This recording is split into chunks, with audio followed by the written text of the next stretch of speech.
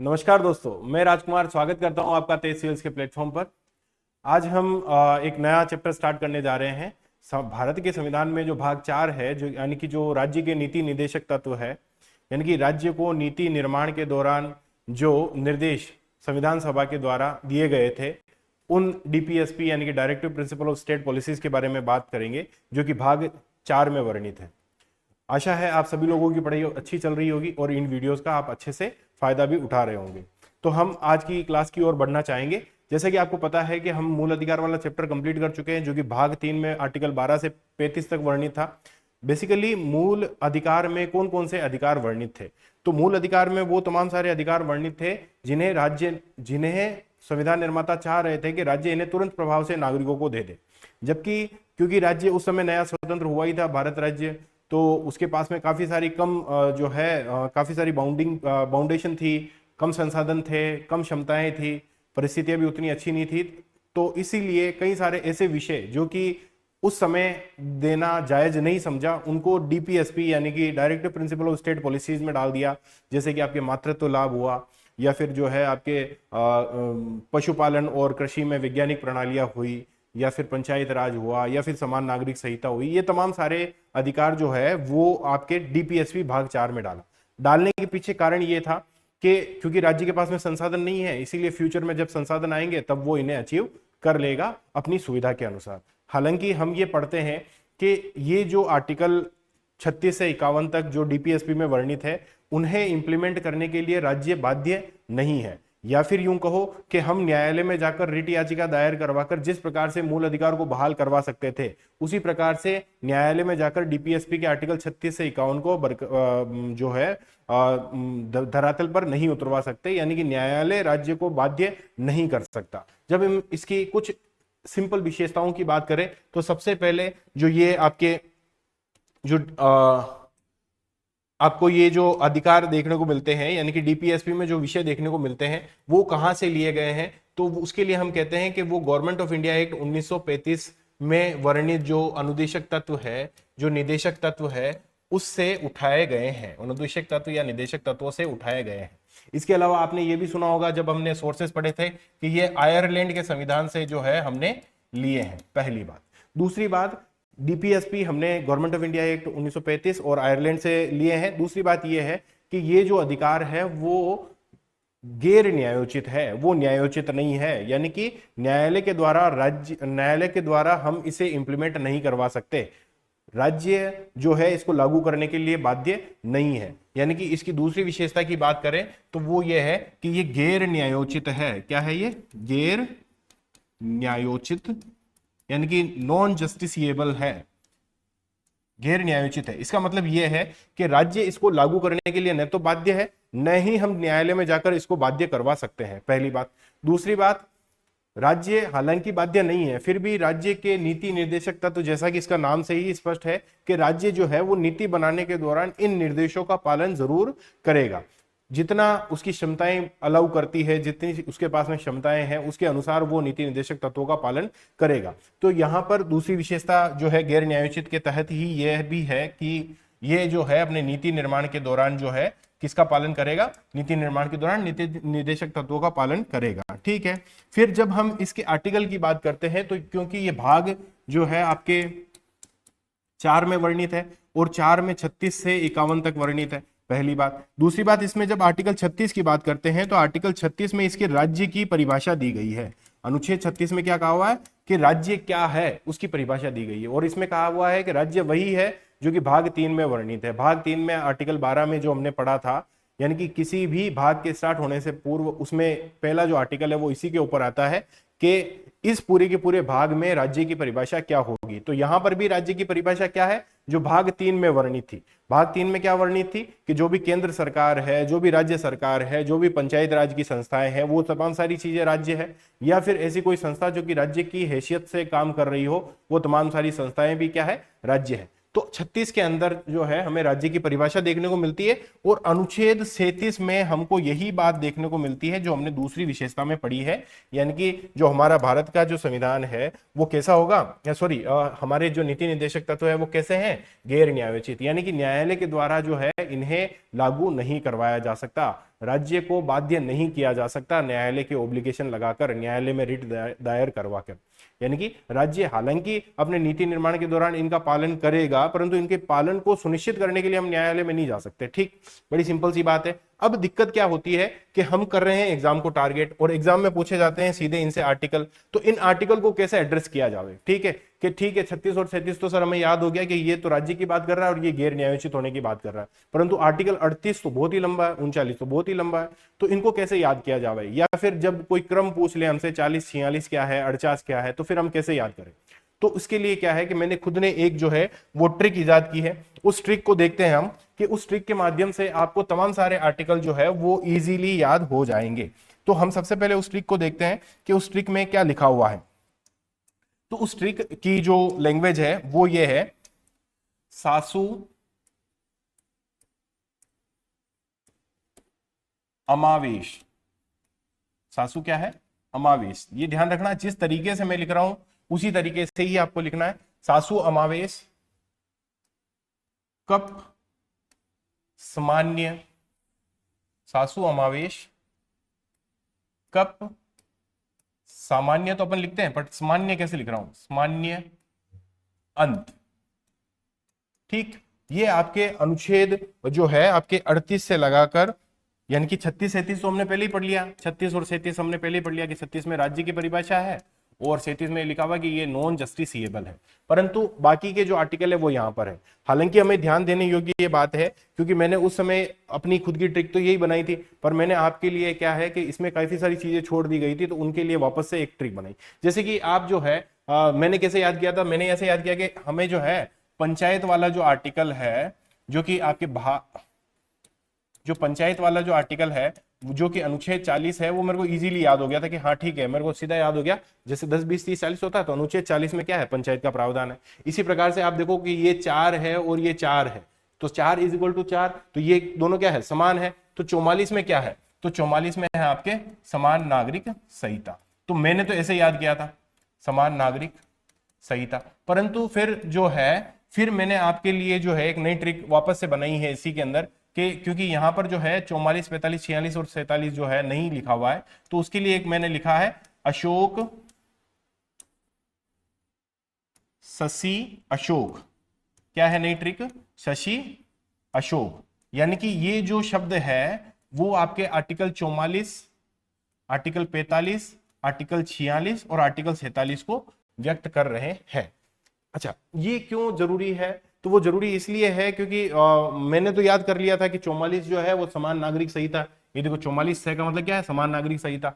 और फिर मैंने याद कर लिया कि हाँ ठीक है, शिक्षा का प्रावधान है, और फिर जो है आपके जो शोषण से मुक्ति की बात की गई है, अन्याय से मुक्ति की बात की गई है SC ST के लिए, तो वो है, और फिर जो ड्रग और इनकी बातें। तो फिर भी आपको जो है एक नई ट्रिक मैं बता रहा हूं कि शशि अशोक, शशि और अशोक दो पति पत्नी हैं, उनके बीच में अमावस का काम कौन कर रही है, सासू। इस तरीके से याद कर सकते हो, सासू अमावेश कब सामान्य अंत, ऐसा बड़ी सिंपल तरीके से याद कर सकते हो। अभी देखोगे आप कि ये सासू अमावेश कब सामान्य अंत का क्या रेलेवेंस है, कि केवल ये ट्रिक याद करने से सारे के सारे जो नीति निर्देशक तत्व है वो आपको याद हो जाएंगे। हालांकि अभी हम देखेंगे कि 38 और 39 जो है वो तो काफी ही लंबे आर्टिकल है, तो उनको कैसे याद करेंगे, उनके लिए एक अलग चीज हम देखेंगे कि आर्टिकल 38 36 37 हमने पहले पढ़ दिया। आर्टिकल 38 क्या है, सा। आर्टिकल 39 क्या है, सु। ठीक है, आर्टिकल 40 हमने देख लिया, यहाँ पे पंचायत है, तो आर्टिकल 41 क्या है, ए।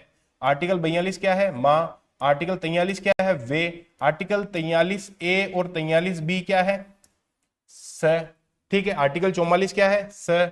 आर्टिकल 45 सी से निकल जाएगा, आर्टिकल 46 जो है एसओ से निकल जाएगा, और 46 कहां से निकल जाएगा, कैसे निकल जाएगा। इसी प्रकार से हम देखेंगे आर्टिकल 48 भी यहां से निकल जाएगा, आर्टिकल 48 ए जो बाद में जुड़ा था वो भी यहां से निकल जाएगा, आर्टिकल 49 यहां से स्मा से निकल जाएगा, और न्य से क्या निकल जाएगा, 50, और अंत से निकल जाएगा 51। जब आप कभी गिनती कंफ्यूज हो जाओ तो आप पीछे से भी स्टार्ट कर सकते हो कि अंत 51, न्य 50, ये 49, 48 ए 48, आर्टिकल 47, 46, 45, 44 इस तरीके से भी आप स्टार्ट कर सकते हो। तो अब जो है हम सबसे पहले जो है इनकी फुल फॉर्म की तरफ जाना चाहेंगे। देखो हमें क्या याद करना है, हमें याद करना है सासु अमावेश कब सामान्य अंत। ठीक है, सासु अमावेश के लिए आपकी सुविधा के हिसाब से शशि और अशोक दो नए बंदों का नाम मैंने जोड़ दिया है यहाँ पर। ठीक है, सासु अमावेश कब सामान्य अंत में दो नए नाम जोड़ दिए, शशि और अशोक। ये याद कर लोगे, अभी तमाम सारी चीजें आपके सामने क्लियर हो जाएगी। हालांकि जब हम 38 और 39 पढ़ेंगे तो आपको लगेगा कि यार ये इतना बड़ा बड़ा आर्टिकल है क्या, परंतु ये 38 और 39 ही बड़े हैं, बाकी सब तो आर्टिकल बहुत ही छोटे छोटे आर्टिकल है, या फिर वो सीधे के सीधे ट्रिक से कितने बिल्कुल करीबी से जुड़े हुए हैं, तो वो आपको वहां पर देखने को मिलेगा। सबसे पहले हम बात करते हैं आर्टिकल जो 38 है उसमें क्या लिखा हुआ है।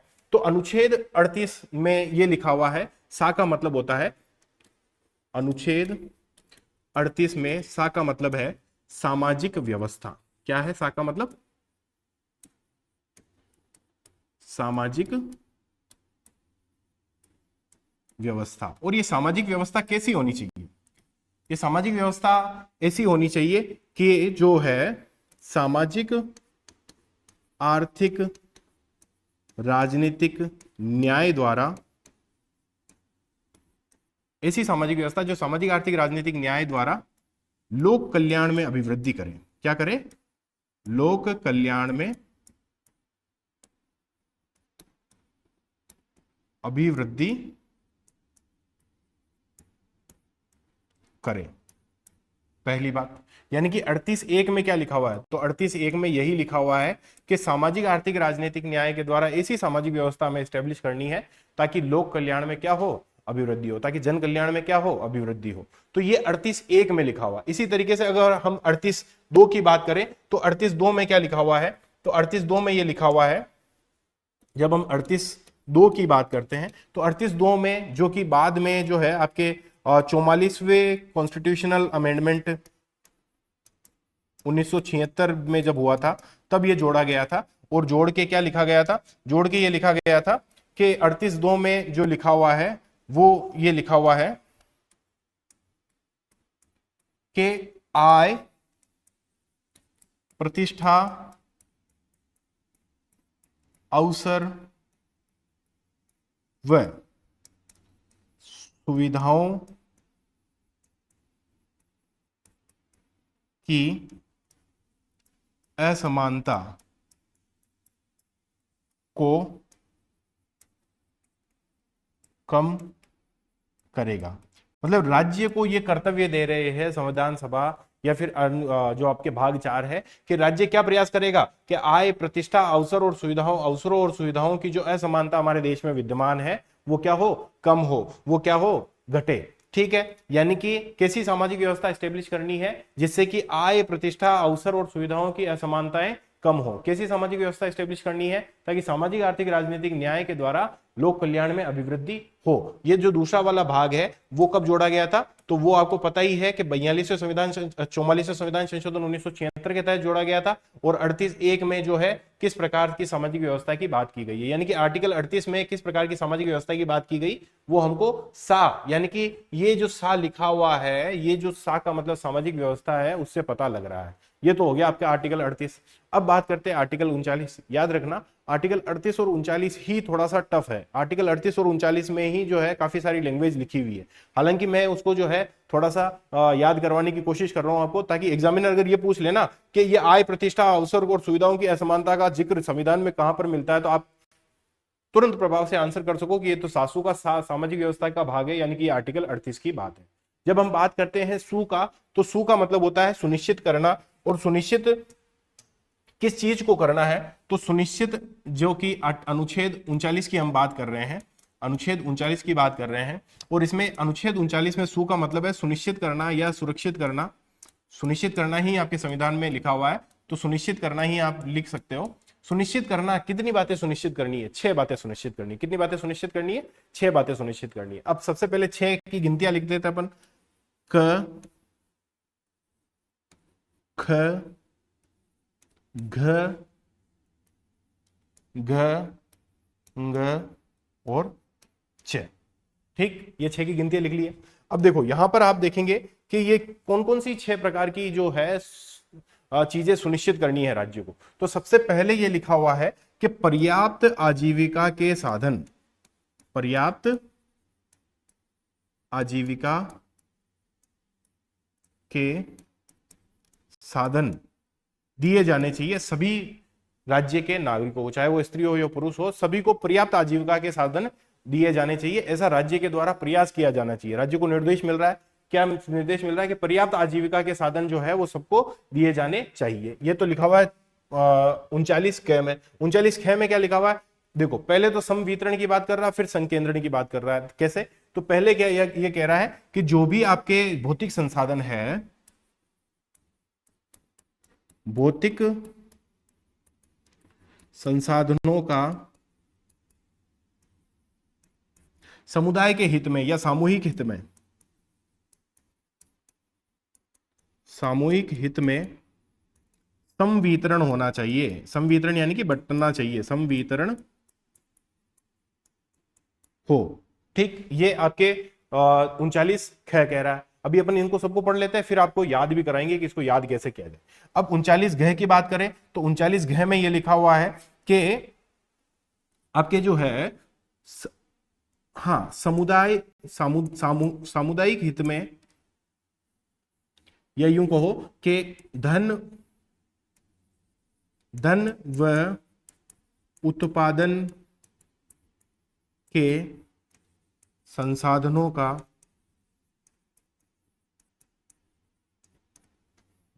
अहितकारी, जो कि समुदाय के लिए अहितकारी हो, अहितकारी संकेंद्रण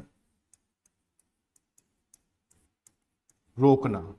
यानी कि यहां पर बात कर रहा है कि भौतिक संसाधनों का सामूहिक हित में संवितरण होना चाहिए। यहां पर बात कर रहा है कि धन व उत्पादन के जितने भी संसाधन है उनका अहितकारी संकेंद्रण, किसी एक व्यक्ति के पास में उनका केंद्रीकरण ना हो जाए, इसको रोकना चाहिए। ये घ में लिखा हुआ है।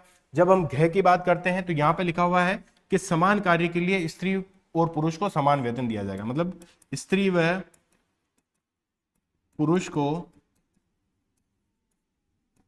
समान कार्य हेतु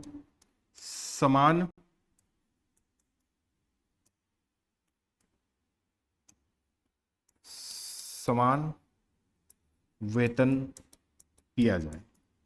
ठीक, अब यहां पर देखो डे में क्या लिखा हुआ है, क्योंकि अभी एक बार याद करना है अपन को, तो याद करने के तरीके से याद करो कि कार्मिकों का स्वास्थ्य, किसका स्वास्थ्य, कार्मिकों का स्वास्थ्य, और यहां पर याद कर लो आप बालकों का स्वास्थ्य, बालकों का स्वास्थ्य। देखो अब अगर आप गौर करो तो आपको यह नजर आ रहा है कि ये जो दोनों के दोनों है क और घ, वो लगभग सिमिलर सी बात कर रहे हैं। ये कह रहा है कि पर्याप्त आजीविका के साधन होने चाहिए, वो कह रहा है स्त्री पुरुष को समान वेतन, समान कार्य के लिए समान वेतन मिलना चाहिए। इसी प्रकार से ये जो ख और ग है, ये भी दोनों समान तरीके की बात कर रहे हैं। देखो कि भौतिक संसाधनों का क्या होना चाहिए, संवितरण होना चाहिए सामूहिक हित में, और धन उत्पादन के संसाधनों का क्या रोकना चाहिए, संकेंद्रण रोकना चाहिए। यानी कि संवितरण, भौतिक संसाधनों के वितरण करने की बात कर रहा है, एक जगह इकट्ठी नहीं हो, इसकी बात कर रहा है। समझ में आई बात? यानी कि ये दोनों सिमिलर है, ये दोनों भी सिमिलर है, और ये दोनों भी क्या है, सिमिलर है। च और अंग जो है वो दोनों भी सिमिलर है, दोनों के दोनों स्वास्थ्य की बात कर रहा है। पहला कार्मिकों के स्वास्थ्य की बात कर रहा है, दूसरा बालकों के स्वास्थ्य की बात कर रहा है। यानी कि याद करना उतना ज्यादा भी टिपिकल नहीं है, क्योंकि क जो है वो पर्याप्त आजीविका के साधन की बात कर रहा है। जैसे ही हम 1 2 3 4 लिखेंगे तो 4 तो ऑब्वियस ही बात है ऊपर ही आएगा, तो ये दोनों सिमिलर है। दूसरा चौथा सिमिलर है, इसका मतलब क्या है कि चौथे में जरूर ऐसी कोई बात है जो कि आजीविका के साधन से संबंधित है, यानी कि स्त्री पुरुष को समान कार्य के लिए समान वेतन। जब हम यहाँ पर देखेंगे तो संवितरण, संकेंद्रण, जब हम यहाँ पे देखेंगे तो कार्मिकों का स्वास्थ्य और बालकों का स्वास्थ्य। ठीक, अब क्या है कि अपन जो ये कार्मिकों का स्वास्थ्य, इसको थोड़ा सा और विस्तार से देखते हैं कि इसमें क्या लिखा हुआ। तो कार्मिकों को जो क्या है कि स्वास्थ्य का अवसर मिलना चाहिए, या फिर यूं कहो कि कार्मिकों को ऐसा मजबूर नहीं हो जाना पड़े कि अपनी शक्ति और अपनी आयु के विपरीत, अपनी शक्ति अपनी क्षमताओं के विपरीत किसी काम में जाना पड़े। मतलब उनका शरीर जो है साथ ही नहीं दे रहा है, उनका सामर्थ्य ही नहीं है वो काम करने का, और ऐसे काम में उनको जाने के लिए मजबूर नहीं किया जाना चाहिए। यानी कि कैसा करना चाहिए, कार्मिकों को जो स्वास्थ्य व शक्ति के बाहर रोजगार में न जाना पड़े, ऐसा क्या है राज्य निर्धारित करेगा, पहली बात इसी के अंदर ही। इसी के अंदर दूसरी बात एक और लिखी हुई है कि बालकों को अपनी सुकुमार अवस्था में किसी विपरीत कार्य में ना जाना पड़े, यानी कि बालकों को या फिर यूं कहो बालक जब काम कर रहे हैं तो वो भी कार्मिक हो गए, तो कार्मिकों को स्वास्थ्य को ध्यान में रखते हुए या फिर अपनी शक्ति और आयु, आयु वही बालकों के लिए तो आयु हो गई, शक्ति और आयु के बियॉन्ड, शक्ति और आयु के विपरीत, शक्ति और आयु के बाहर जाकर जो है किसी रोजगार में काम ना करना पड़े, ऐसी व्यवस्था राज्य करेगा। यानी कि ये जो आपके क ख ग घ अंग है उसमें क्या कहा हुआ है, ये जो पांचवा है उसमें ये कहा हुआ है कि कार्मिकों और बालक जो सुकुमार अवस्था में काम कर रहे हैं उनको अपनी आयु और शक्ति के विपरीत जाकर काम ना करना पड़े, ऐसा राज्य, ऐसे रोजगार में उनको ना जाना पड़े, ऐसा राज्य सुनिश्चित करेगा। और च जो है जो कि बाद में जोड़ा गया, ये जो च है वो भी क्या है कि बाद में जोड़ा गया, और कब जोड़ा गया, तो ये जो है वो 42वें संविधान संशोधन में जोड़ा गया, 42वें कॉन्स्टिट्यूशनल अमेंडमेंट एक्ट 1976 में जोड़ा गया। और इसमें यह कहा गया है कि बालकों को स्वास्थ्य की सुविधाएं भी दी जाए और बालकों को स्वास्थ्य के अवसर भी दिए जाए, ठीक है, कि वो अपने जो है स्वास्थ्य और को पर्याप्त रूप से क्या कर सके, विकसित कर सके। ये तो हुई आपकी बात 38 और 39 की, ठीक। ये बात थोड़ी सी टिपिकल लगी होगी आपको, परंतु अगर आप थोड़ा सा कोशिश करोगे, थोड़ा सा मेरे साथ कोशिश करोगे तो निश्चित रूप से आपको ये याद हो जाएगा। और जब एग्जामिनर इस लेवल का कोई टफ क्वेश्चन भी बनाएगा ना कि 39 घ में क्या है, तो भी आप अटकोगे नहीं, ठीक है। जब वो इनकी सारणी बनाकर मिलाने के लिए दे देगा तो भी आप अटकोगे नहीं। कैसे याद कर सकते हैं, तो सामाजिक व्यवस्था स्टेब्लिश करनी है सा से। कैसी सामाजिक व्यवस्था, जो कि सामाजिक आर्थिक राजनीतिक न्याय की स्थापना करती हो और जो कि जन कल्याण में अभिवृद्धि करती हो, जो कि आय प्रतिष्ठा अवसर और सुविधाओं की असमानताओं को खत्म करती हो, ऐसी सामाजिक व्यवस्था स्टेब्लिश करनी है हमें, ठीक। इसी प्रकार से क्या सुरक्षित करना है, तो हमें 6 चीजें सुरक्षित करनी है, 1 2 3 4 5 6, ठीक है। 1 और 4 सिमिलर है, यानी कि इधर तो कहा हुआ कि पर्याप्त आजीविका के साधन दिए जाएंगे, उधर कहा हुआ है आपके कि स्त्री और पुरुष को समान वेतन दिए जाएंगे समान कार्य के लिए। 2 और 3 यानी कि ख और ग में सिमिलर चीजें हैं। पहले समवितरण की बात कर रहा है कि भौतिक संसाधनों का समाज के हित में, सामूहिक हित में क्या होना चाहिए, समवितरण होना चाहिए। जबकि घ में क्या कह रहा है कि अहितकारी संकेंद्रण नहीं होना चाहिए उत्पादन और धन के साधनों का, ठीक। उधर ये जो अंग और च है उसमें भी सिमिलर बात है, उधर कार्मिकों के स्वास्थ्य की बात है, इधर बालकों के स्वास्थ्य की बात है, ठीक। तो इस तरीके से ये कोई टिपिकल काम नहीं है, अगर आप थोड़ा सा प्रयास करोगे तो 38 और 39 भी याद किया जा सकता है। देखो यहां पर क्या है कि एक 39A भी जोड़ा गया था, और 39A कब जोड़ा गया था, तो ये भी जो है आपके 42वें संविधान संशोधन में ही जो है 1976 में जोड़ा गया। और इसमें यह कहा हुआ है कि आपको क्या है, निशुल्क विधिक सहायता दी जाएगी। 39A में यह क्या कहा गया है कि समान न्याय व गरीबों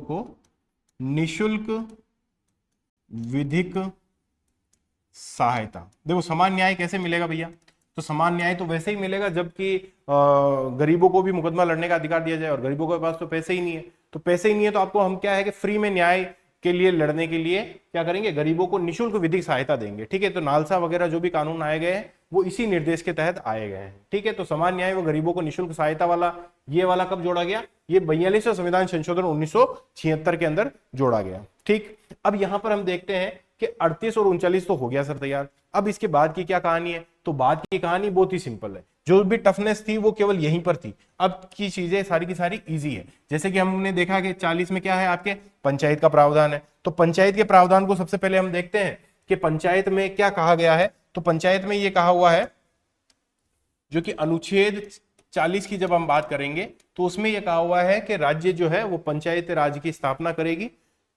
और उनको अधिकार व शक्तियां प्रदान करेगी ताकि वो स्वायत्त शासन की इकाई बनने के लिए कार्य कर सके, ठीक है। तो यहां पर क्या बात कही हुई है कि राज्य जो है वो पंचायतों को क्या देगा, पंचायतों को शक्ति और अधिकार देगा, शक्ति व अधिकार देगा ताकि वो क्या कर सके, स्वायत्त शासन की इकाई, स्वायत्त शासन की इकाई के रूप में कार्य कर सके। ये तो हो गई आपकी बात कि 40 जो है हमको पंचायत से याद रखना है, 10 20 30 40 मैंने बताया था आपको, 40 नंबर का आर्टिकल हमें याद रखना, ठीक है, फिर हम बात करते हैं आगे वाले की चीज की। तो आगे वाले जैसे कि हम मैंने आपको बताया था कि वहां पे क्या लिखा हुआ था, अमावेश, क्या लिखा हुआ था, अमावेश, यानी कि ये देखो, ये अमावेश अपन ने अभी यहाँ पे देखा था, किस, आसु अमावेश, ये अमावेश जो है मैं उठाकर पीछे ले गया हूं। कौन से नंबर का आर्टिकल, 41, 42, 43, 43 है, 43 भी, ठीक है। तो ये यहां पर आप देखो कि ये जो आर्टिकल है वो कौन से नंबर का आर्टिकल है, वो है आपके 41 नंबर के आर्टिकल, ठीक। और 41 नंबर का आर्टिकल क्या है, अधिकार, किसकी बात कर रहा है, अधिकार की बात कर रहा है, ठीक है। तो भैया अनुच्छेद 41 किसकी बात कर रहा है, अधिकार की बात कर रहा है। चलो ठीक, तो किस बात के अधिकार की बात कर रहा है, वो कह रहा है कि आपको जो है वो काम पाने का अधिकार है, आपको जो है वो शिक्षा पाने का अधिकार है, आपको जो है वो लोक सहायता पाने का अधिकार है, ठीक है, यानी कि सहायता पाने का अधिकार। और सहायता पाने का अधिकार कब है, लोक सहायता पाने का अधिकार है आपको जब आपकी बेरोजगारी चल रही हो, बेकारी हो आपके पास में, जब आप बीमार हो, बीमारी में, जब आप निशक्त हो यानी कि विकलांग हो यानी कि निशक्तता में, जब आप बुढ़ापे में हो यानी कि आप बुजुर्ग हो बुढ़ापे में, या फिर अन्य कोई अभाव हो, या फिर अन्य कोई अभाव हो, यानी कि इन पांचों ही कंडीशन में आपको लोक सहायता, सरकार के द्वारा सरकार से सहायता पाने का अधिकार है। या फिर राज्य ऐसा निर्देश कर रहा है कि राज्य अपनी सीमा में रहते हुए लोगों को काम पाने का अधिकार देगा, शिक्षा पाने का अधिकार देगा और लोक सहायता पाने का अधिकार, यानी कि जब वो जैसे आपको बेरोजगारी भत्ता दिया जाता है तो वो इसी आर्टिकल को निर्देश मानते हुए वो दिया जाता है। जैसे कि बीमारी में सहायता दी जाती है, निशक्तता में विकलांग पेंशन आती है, बुजुर्ग पेंशन आती है, तो वो किस प्रकार से इन ही आर्टिकल के द्वारा ही जो है जनरेट की गई है, ठीक है। इन्हीं आर्टिकल को देखते हुए जो है वो राज्य ने ऐसी नीति बनाई है। तो यानी कि ए का मतलब क्या है, अधिकार है। अधिकार किस बात का, अधिकार है आपको शिक्षा पाने का, अधिकार है आपको जो है काम पाने का, ठीक है, अधिकार है आपको लोक सहायता पाने का। और लोक सहायता की 5 कंडीशन भी पता होनी चाहिए आपको कि बेकारी में हमको जो है वो हाँ,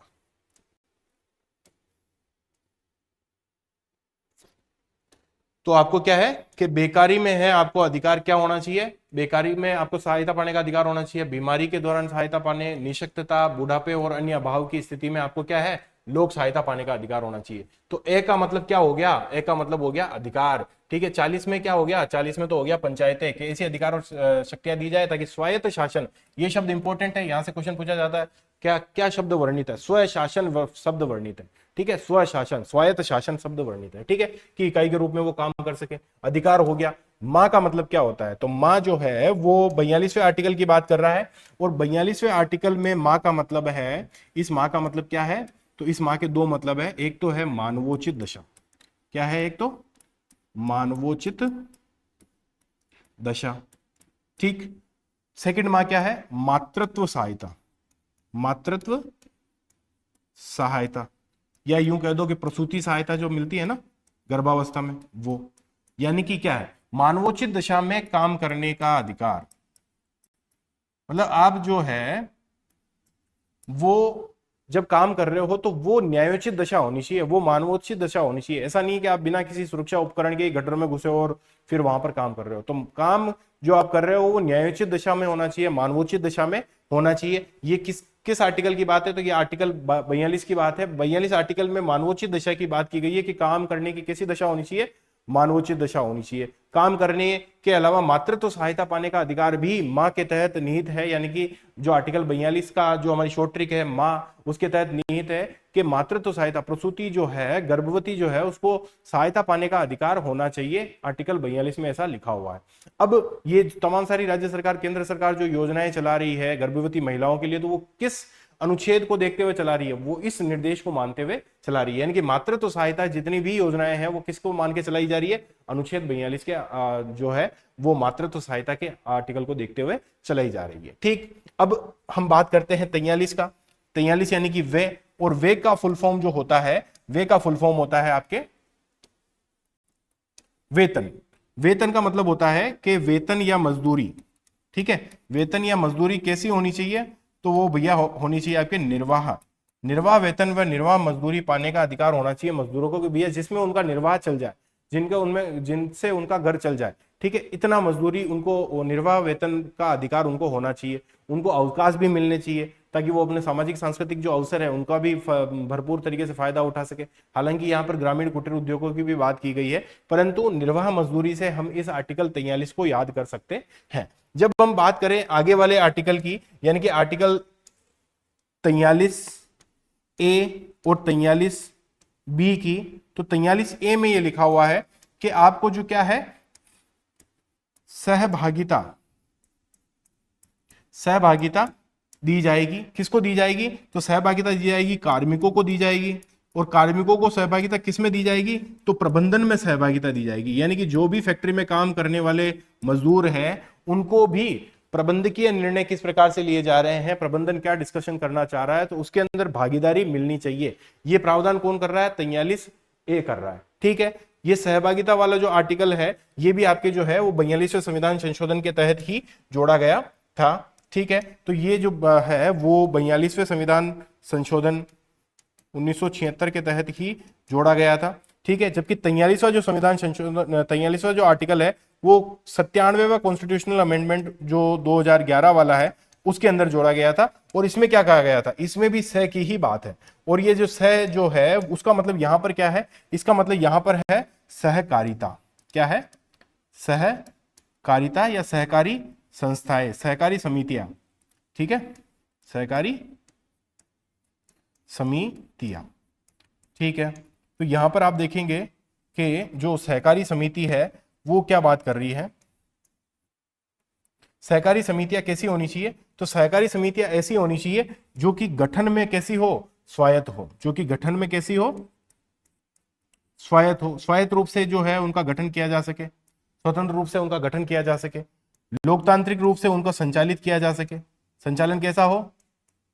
लोकतांत्रिक रूप से उनका क्या किया जा सके? संचालन किया जा सके, संचालन किया जा सके, ठीक है। जैसे कि उनका जो है व्यावसायिकता हो उनमें, और क्या हो? स्वतंत्रता हो, या वो अपने निर्णय में जो है वो स्वतंत्र है। तो सहकारी समितियों के बारे में जिक्र कहां पे मिला हुआ है? 43 में मिला हुआ है। और ये सह का मतलब क्या है? एक 43B का मतलब है सहकारिता, और एक 43A का मतलब है सहभागिता। यानी कि सहकारिता और सहभागिता के बारे में यहाँ पर डिस्कशन देखने को मिलता है। और अगर हम देखना चाहे तो यहां पर आप देखेंगे कि 40 में पंचायत हमने याद कर लिया था, और अधिकार में जो है किस चीज का अधिकार है? काम पाने, शिक्षा पाने, लोक सहायता पाने का अधिकार। माँ का मतलब क्या है? कि मानवोचित दिशा मातृत्व सहायता पाने का अधिकार। वे का मतलब क्या है? तो वेतन निर्वाह मजदूरी का अधिकार। सह का मतलब क्या है? तो सहभागिता और सहकारिता का अधिकार, ठीक। अब हम बात करते हैं कि इसके बियॉन्ड अगर हम दूसरी चीजों की बात करना चाहें तो क्या आगे अमावेश से आगे बढ़े, या पहले जो आर्टिकल पढ़ लिए हैं उसको विस्तार से देख ले? मेरे ख्याल से जो पहले पढ़ लिया है उसी को विस्तार से देख लेते हैं हम, क्योंकि हमने पूरा का पूरा जो है आपके 38 पढ़ लिया था, 39 पढ़ लिया था, ठीक है, कि 700 का 38 और 39 पढ़ लिया था। फिर जो है हमने 41 अभी देखा, 40 उससे पहले देखा, 39A देख लिया है, 42, 43, 43A और 43B भी हमने देख लिया है। तो क्या ये आगे वाले आर्टिकल पढ़ने से पहले अपन आगे की चीजें देख लें? मेरे ख्याल से हमको इसमें पढ़ लेना चाहिए। जैसे कि मैंने शुरुआत में क्लास के स्टार्ट में ही कहा था कि जो ये है गवर्नमेंट ऑफ इंडिया एक्ट 1935 जो है उसके निदेशक अनुदेशों से जो है उल्लेखित निदेशक अनुदेशों के समान ही है। हालांकि ये जो है हमने आयरलैंड के संविधान से भी इसको लिंक किया है, ठीक है। जब हम ये तमाम सारी चीजें पढ़ लेंगे तब हमें समझ में आएगा कि डीपीएसपी जो है वो आर्थिक और सामाजिक लोकतंत्र को स्टेब्लिश कर रहा है, ठीक। अब ये आर्थिक और लोकतंत्र कैसे है कि तो जैसे ही हम गरीबों को न्याय देने की बात करते हैं तो वो आर्थिक लोकतंत्र होता है। जैसे ही मैं SC/ST कम्युनिटी है जो है उसके विकास की बात करते हैं तो वो सामाजिक लोकतंत्र हो जाता है। जब हम इसकी गैर न्यायोचित प्रकृति की बात करते हैं तो हमें पता लगता है कि किस प्रकार से ये नॉन जस्टिसिएबल है, ठीक है, कि किस प्रकार से न्यायालय के द्वारा इसको लागू नहीं किया जा सकता। जब हम आर्टिकल 36 की बात करते हैं तो मैंने कहा कि राज्य की परिभाषा दी हुई है, और राज्य की परिभाषा का अर्थ वही है जो कि भाग 3 में था, यानी कि केंद्र सरकार, राज्य सरकार और आपके जो पंचायत राज गवर्नमेंट है वो। जब हम 36 की बात करें तो गैर न्यायोचित प्रकृति की बात कर रही है, और गैर न्यायोचित प्रकृति क्या है कि इसके द्वारा जो है, यहां पर एक वर्ड जो है वो गलत लिखा हुआ है, तो ये जो है यहां पर ये राज्य नहीं है, यहां पर क्या है? न्यायालय है, न्यायालय, ठीक। ये स्टेट नहीं है, क्या है? जुडिशरी है, ठीक है। चलो तो इसे इस प्रकृति यानी कि इसे न्यायालय द्वारा लागू नहीं किया जा सकता, पहली बात। दूसरी बात, सरकार इसे करने के लिए बाध्य नहीं है। क्यों नहीं बाध्य है? क्योंकि भैया ये जो है वो नॉन जस्टिसिएबल है, ठीक है। हालांकि हम न्यायालय में जाकर रिट याचिका दायर करवाकर नीति निर्देशक तत्वों को लागू नहीं करवा सकते, परंतु फिर भी राज्य जो है उसके शासन में ये मूलभूत रहेंगे और विधि निर्माण के लिए इन तत्वों को लागू करना जो है वो राज्य का कर्तव्य होगा। अब अपन आते हैं मेन आर्टिकल पे, यानी कि 38 में हमने क्या पढ़ा था। देखो 38 में हमने क्या पढ़ा था, तो 38 में हमने पढ़ा था सासू, ठीक है। सा का मतलब क्या होता है? सामाजिक व्यवस्था। कैसी सामाजिक व्यवस्था? जो कि सामाजिक आर्थिक राजनीतिक न्याय की स्टेब्लिशमेंट करे, जन कल्याण में अभिवृद्धि करे, और जो कि आय प्रतिष्ठा अवसर और सुविधाओं की असमानताओं को कम करे। तो क्या यही लिखा हुआ है आपके आर्टिकल 38 में? बिल्कुल यही बात लिखी हुई है कि सामाजिक आर्थिक राजनीतिक न्याय द्वारा ऐसी सामाजिक व्यवस्था सुनिश्चित करना जो कि लोक कल्याण में अभिवृद्धि करे। ये तो 38(1) हो गया। 38(2) क्या है? 38(2) है आय प्रतिष्ठा अवसर और सुविधाओं की असमानताओं को क्या है? समाप्त करना है। और ये कब जोड़ा गया? कि 44वें संविधान संशोधन जो है आपके कॉन्स्टिट्यूशनल अमेंडमेंट जो है 1978 है, उसमें ये दूसरा भाग 38 का जो दूसरा भाग है वो 44वें संविधान संशोधन में जोड़ा गया। जब हम सा सू की बात करें, सा का मतलब सामाजिक व्यवस्था, सू का मतलब क्या होता है? सुरक्षित करना या सुनिश्चित करना। तो 39 में सुनिश्चित किन बातों को करेंगे? तो 6 बातों को सुनिश्चित करेंगे। पहली और चौथी सिमिलर है, दूसरी और तीसरी सिमिलर है, और पांचवी और छठी सिमिलर है। पहली और दूसरी पहली को देखते हैं हम, सभी नागरिकों को जीविका के पर्याप्त साधन, यही अपना कीवर्ड था, जीविका के पर्याप्त साधन जो है सभी नागरिकों, जो भी सभी स्त्री पुरुष है उनको जीविका के पर्याप्त साधन दिए जाएंगे। जब हम चौथे की बात करेंगे तो स्त्री पुरुष सबको क्या है? समान कार्य के लिए समान वेतन दिए जाएंगे, यानी कि पहला और चौथा सिमिलर, जैसा कि अपन ने वहां पर देखा था, ठीक है। इसी प्रकार से सामूहिक हित में समुदाय के भौतिक जो संसाधन है उनका क्या किया जाएगा? उनको बांटा जाएगा, उनको संवितरण किया जाएगा। जबकि तीसरे में यानी कि घ में क्या है? धन और उत्पादन के साधनों का अहितकारी संकेंद्रण रोकना, ठीक है। इसी प्रकार से जब हम नीचे की तरफ देखेंगे, या फिर आप इधर वाली स्लाइड में भी, पहली वाली स्लाइड में भी देख सकते हो कि जो है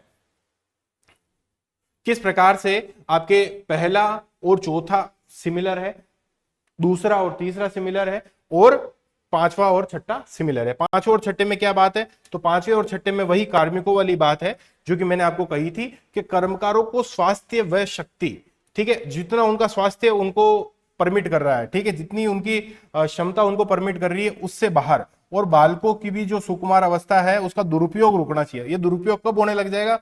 जब उन्हें किसी ऐसे रोजगार में जाने के लिए मजबूर किया जाता है जो कि उनकी आयु और शक्ति के प्रतिकूल हो, ठीक है। यानी कि उन्हें अपनी आयु और शक्ति के प्रतिकूल किसी रोजगार में अगर जाना पड़ता है तो राज्य ऐसी व्यवस्था करेगा कि उन्हें न जाना पड़े, ठीक है। इसी प्रकार से जो च है यानी कि बालकों के स्वास्थ्य का विकास का अवसर और सुविधाएं दी जाएगी। और ये कब जोड़ा गया था? तो 42वें संविधान संशोधन 1976 में जोड़ा गया था, ठीक। यानी कि हमने 38 और 39 को विस्तार से पढ़ लिया।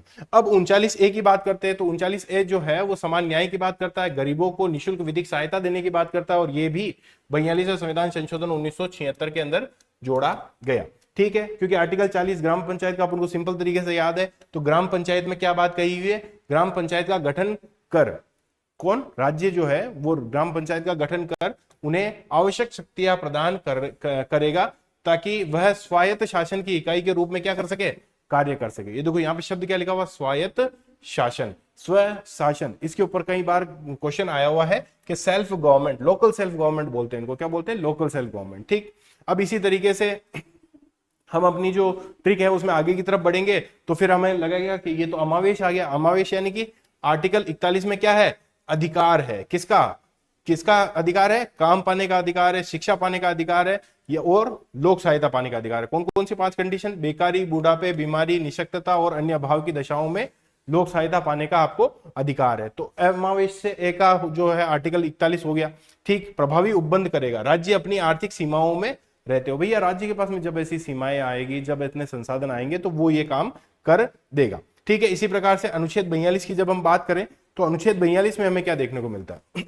अनुच्छेद 42 में हमें यह देखने को मिलता है जो कि मां के रूप में हमने पढ़ा था अमा में, कि मानवोचित दशा में काम की न्याय संगत दशाओं में लोगों को काम करने का अधिकार राज्य देगा, या फिर मातृत्व और प्रसूति जो सहायता है वो भी देने के लिए उपबंध करेगा। ये आपके आर्टिकल 42 हो गया। अब इसके बाद में हम बात करते हैं आर्टिकल 43 की। तो आर्टिकल जो 43 है वो क्या है? वो ये है कि वेतन अमावेश, वेतन का कैसे होना चाहिए? वेतन कैसा होना चाहिए? निर्वाह होना चाहिए। ताकि सभी जो कर्मकार है उनके लिए निर्वाह मजदूरी इसलिए जरूरी है ताकि उनका श्रेष्ठ जीवन स्तर हो, ताकि वह अवकाश का संपूर्ण उपभोग कर सके। ठीक है, सामाजिक सांस्कृतिक अवसर को जो है उनका भी उपभोग कर सके, और विशेष तौर पे यहाँ पे ग्रामीण जो कुटीर उद्योग है उनको बढ़ाने की भी बात की गई है। ठीक है, अब से आता है यानी कि 43A और 43B। तो सह का मतलब होता है पहले तो सहभागिता, किसकी सहभागिता कि उद्योग के प्रबंधन में जो कार्मिक है, कर्मचारी है, उनका प्रबंधन के उनकी सहभागिता के लिए कदम उठाएगा। और ये भी 42वें संविधान संशोधन 1976 के तहत ही लागू किया गया था। और 43 क्या कहता है, सहकारी समितियों की बात करता है कि उनका गठन कैसा हो, स्वैच्छिक होना चाहिए, उनका संचालन कैसा हो, स्वायत्त होना चाहिए, उनका नियंत्रण कैसा हो, लोकतांत्रिक होना चाहिए, उनका प्रबंधन कैसा हो, व्यवसायिक होना चाहिए। यानी कि हमने जो वहां पर चीजें लिखी है उसमें ये वर्ड जरूर लिख दिए हैं कि स्वैच्छिक होना चाहिए, स्वायत्त होना चाहिए, लोकतांत्रिक होना चाहिए और व्यवसायिक होना चाहिए। ठीक है, इससे जुड़े हुए संलग्न जो शब्द है उनको भी अपन तैयार कर सकते हैं कि स्वैच्छिक गठन होना चाहिए, स्वायत्त संचालन होना चाहिए, लोकतांत्रिक नियंत्रण और व्यवसायिक प्रबंधन होना चाहिए। और ये कब जोड़ा गया, ये 97वें संविधान संशोधन आपके 2011 है उसमें जोड़ा गया। ठीक, अब इसके बाद में हम आर्टिकल 44 से आगे की तरफ बात कर सकते हैं, परंतु आप 1 मिनट रुकिएगा।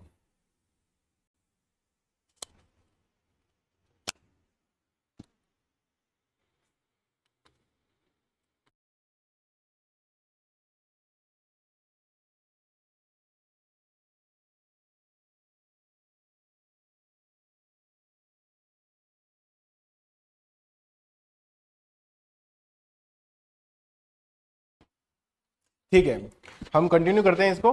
तो हम जो है, जैसा कि मैंने आपको बताया था कि अशोक और शशि दोनों के बीच में अमावस कौन है, सासू है। तो शशि और अशोक के बीच में जो अमावस का रोल अदा कर रही है सासू। ठीक है, हालांकि सासू और बहू में ऐसा संबंध नहीं होता, पर फिर भी हम याद रखने के लिए ये चीजें कर रहे हैं। ठीक है, तो यहाँ पे मैंने एक और ट्रिक बताई थी आपको, शशि अशोक। ठीक है, तो ये शशि अशोक से हमारे आर्टिकल 44, 45, 46 और 47 जो है वो कंप्लीट हो जाएंगे। कैसे कंप्लीट होंगे, तो एक और नई स्लाइड में देखते हैं अपन कि हमें लेना है शशि और अशोक, शशि और अशोक। ठीक, क्योंकि हमें वैसे भी पता है और यहां पर भी लिखा हुआ है कि अनुच्छेद जो 44 है वो समान नागरिक संहिता की बात कर रहा है। किसकी बात कर रहा है, समान नागरिक संहिता की बात कर रहा है कि राज्य जो है वो प्रयास करेगा कि सभी नागरिकों के लिए जो है वो क्या हो, समान नागरिक संहिता हो। ठीक है, जबकि हम आगे जो आर्टिकल अनुच्छेद 45 है उसकी तरफ जब हम बढ़ेंगे तब वहां पे सी आता है। सी का मतलब होता है शिक्षा दिया जाएगा। ठीक है, यानी कि शिक्षा के अधिकार की बात की गई है।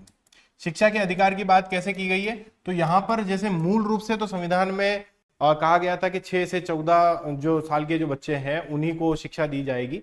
परंतु बाद में जब संविधान संशोधन किया गया, 86वां संविधान संशोधन 2005 किया गया, उसके अंदर ये शब्द उल्लेखित किया गया था कि जो 0 से 6 साल वाले जो बच्चे हैं ना, उनको भी जो आंगनवाड़ी में भेजा जाता है, तो उसका प्रावधान 86वें संविधान संशोधन 2005 में किया गया। और यहां पर लैंग्वेज बदली गई कि 14 साल से कम उम्र के जितने भी बालक हैं उनको क्या है कि पर्याप्त अनिवार्य आधारभूत शिक्षा का अधिकार राज्य देने का प्रयास करेगा। तो ये 86वें संविधान संशोधन 2002 के अंदर ये किया गया था।